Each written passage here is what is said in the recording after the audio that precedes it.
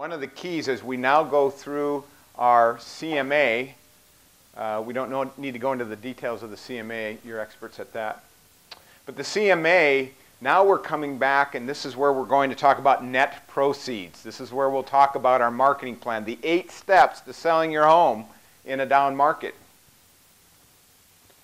When we come at that point, this is where we ask, are there any questions regarding the sale of your home? Now, this is where the big objection should come up. Your commission is too high. For example, as one place. We're not going to ask that at the end, so we have a whole bunch of objections to work out. We'll cover it here. And we'll talk about that in objection handling. And if you want to play Stump the Trainer or something, ask me all these objections. I'll try to overcome them later.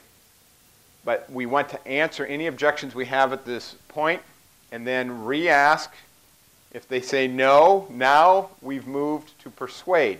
We're one step closer to a sale. Remember, we finally got to the CMA. What's important about that? What is it that we're selling on, by the way, when we do this, and not selling on? What aren't we selling? What's that? Selling that we know the market and we're experts at knowing where you should price your home. We're selling that we're experts, absolutely, and we know where and how to sell. What else? Are we selling on and not selling on? What we're selling on is value. When we're talking about inform, we're talking about our values and our purpose. When we're talking about educate, that we're the expert. We know how to sell your home in this market. We have testimonies to back it up. We have a featured benefit statement that eliminates our competition.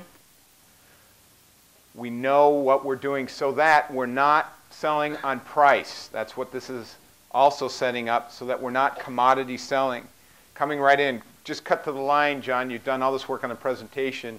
Wayne comes in. He's a tough guy. So I come in to Wayne to list his house. He says, Rich, cut to the chase. The other realtor that just came in will do it for 4%. What's your commission you're going to charge? If you start going down and say 7, do you think we're going to earn the sale? No. First of all, he took control of the sale. We'll say, Wayne, that's an excellent question, and I'll cover that as soon as I get through my feature benefits, which is in compare. One of the things I'll do with him is say, Wayne, stick with me. I'm coming here. It's very important for you to know this. By the way, it's very important for us to be equipped in advance of the sale or when the objections arrive, and we'll talk about that in objection handling. We need to get away from commodity selling. We need to work on value-based selling, and this will help us if we go through this process. Persuade, it's at this point where we're mopping up the sale. We're finding out any last questions that need an answer. We're showing our guarantees, our promises, our pledges without giving away the farm. One of the things we want to do and need to do is back up what we say. It's very important. If you're trying to think, what kind of a guarantee can I give? Put a little star or a little gold sticker with a ribbon that says, my promise or pledge. I promise to do everything I say I'm going to do in the time frame that I say I'm going to do that. The number one complaint that the public has toward real estate agents is not following through on what they say they're going to do. Slay that right now. It's so easy. This is what gives that stigma or aura that really is not deserved. So easy for us to overcome that. The last mini bridge closing question before the final ask is this. Are there any other questions that need an answer before moving forward? Very simple. Are there any other questions that need an answer before moving forward? If they say no, very simply, we go to motivate and ask for the order. If they say yes, or I have this or this, I'll talk about identifying, isolating, and overcoming here in just a minute. This is very important to ask before motivate. If they say there are no other questions, the only thing left to do is ask for the sale. And that's what motivate is. Asking for the sale. Assume the sale. You've earned the right to ask for the sale. One of the reasons why the sale fails is we ask at the wrong time. We haven't earned the right to ask for the sale, and it fails. You take your prospects through to the ultimate conclusion. The only thing left to do is say yes. Now we'll talk about objection handling or all the I need to think about it, which can still come up at that point. We need to understand the behavior style of the person we're doing business with. Again, how a dominant or a compliant makes a decision or what type of products they buy is dependent on their behavior. So we need to understand that and close appropriately. If we do our steps correctly, the sale should be won. And I will tell you, I don't care what industry you're in, I don't care what the market's doing, we're missing sales because we're missing steps. We're generally 1 or 2 questions away from a sale and don't even realize it. That's why it's so important for us to have this down now more than ever. Again, I don't care what the market's doing, it's what you're doing within it. If you're not thriving this year and you want to be, one of the things you can do is bulletproof your sales process and get better at that, because there are sales getting away. There are fish getting off the hook that should be coming into the boat. Very, very simply. Any questions on delivering a dynamic presentation or comments? In your packet, the next page, there should be a tool for you. I wanted to provide some takeaway tangibles. If you do nothing else, if you never use our services, we still have this that we want you to have. A sample listing packet content list. The listing packets should not be 50, 60 pages. Okay, 15 to 20 is plenty. Let's not overwhelm them.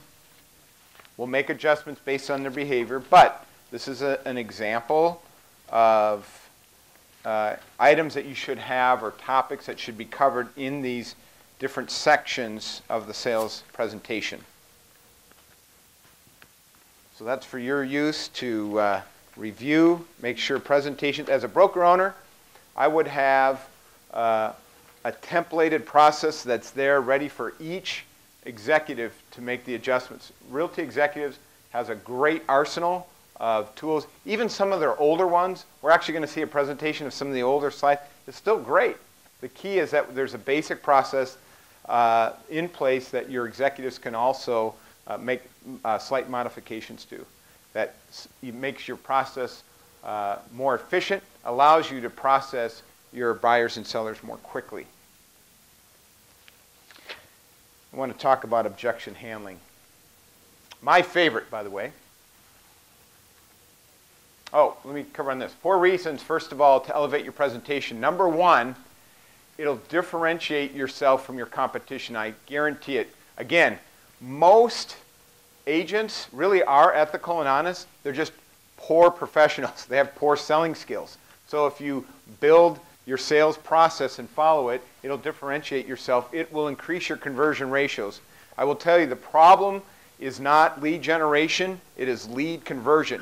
There are plenty of leads out there. It's what you're doing once you're in front of the leads that matters. Everyone needs to understand, as an executive, as an owner, what your conversions are. And once you know what your conversions are, now we can work on improving them. Because if you know that your gap is from reach to appointment set, or from listing appointment to listings taken, once we know what that ratio problem is, we can go to work and help you to improve that. It's very, very important. It increases the value and reduces the commodity mindset. We should all be working from a position of strength right now. This is where we raise commissions on listings, not lower them. You are in the driver's seat. They need you now more than ever. We don't give away our services and commissions. And we're bidding less and we're getting more business. We're going on fewer presentations but getting more business at that time. Let's talk about objection handling. So we built rapport, pre-qualified, hard to sell easy, delivered dynamic presentations. We really need to master this. We need to embrace objections, not be afraid of receiving objections. And when we talk about what an objection is, I think we can understand better what those objections are and how to overcome them. When do objections come? Anybody? When do we receive objections? At price, so when would that be? It's going to be close to the end. Close to the end? Is that the only place we receive objections?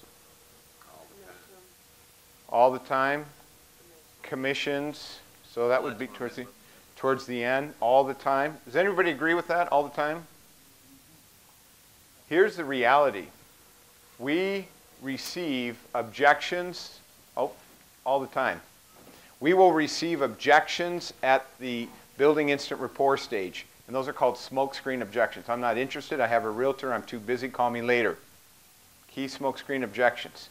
If we're not prepared for those, it'll be just like you're trying to go from Savannah to Miami and you're taking every exit on the freeway going down. You're exiting off in the sales process. We need to be ready for the smokescreen objections. At the pre-qual stage, you start rolling out this nice fancy pre-qual process and you may get the objection, I'm not comfortable answering all of these questions. At the listing presentation, what's your commission? Right out of the gate. Your price is too high. Your selling price is too low. I want to think about it. How many of us have packed up and walked out when somebody says, I want to think about it? We need to challenge those objections. We may get it after the sale. Buyer's remorse. I changed my mind. I know I wrote that offer. I've got the 48 hours. I know I gave you my $50,000 deposit. And you're all excited about this 2-week sale. I've changed my mind. Buyer's remorse.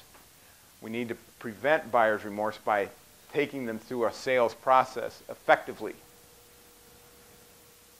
I'll take some time later here to answer your key objections. Let's talk about what is an objection. First of all, when we understand what an objection is, it's not that scary. So many of us are afraid of receiving objections.